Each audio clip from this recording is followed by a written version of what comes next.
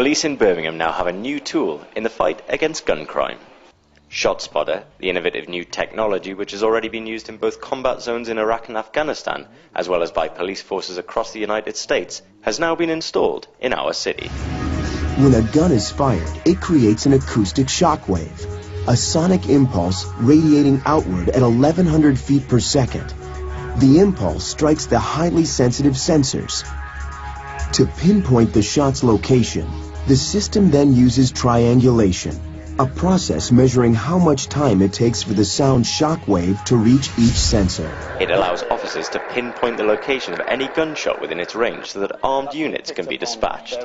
When a gunshot is discharged within a community, within this coverage area of the system, that will activate sensors that will record the incident. We call it an acoustic incident, and when then relay that information in a matter of seconds up to our force communication centre. The duty inspector within this centre will then receive an audible alarm on a monitor which will show him or her exactly where the gunshot has occurred within 25 metres.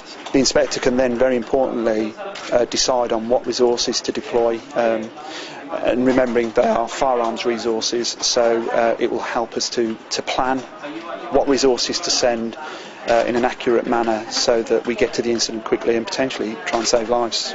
Sensors have been attached to public and private buildings in high gun crime areas of the city, and the message to those who fire guns in our streets is simple. If you pull the trigger, then they know exactly where you are.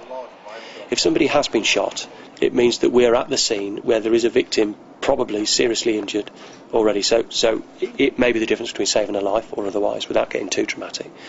Of course, the system does come with a price tag. It cost the force £150,000 to install, and will be a further £21,000 a year to maintain. But those in charge say that's well worth it. If we think that a murder to investigate, if we want to put it in monetary terms, generally, without considering the health implications, runs to a figure of just over £1 million. Actually, the cost of this system, if it prevents one murder, then I think it's money well spent.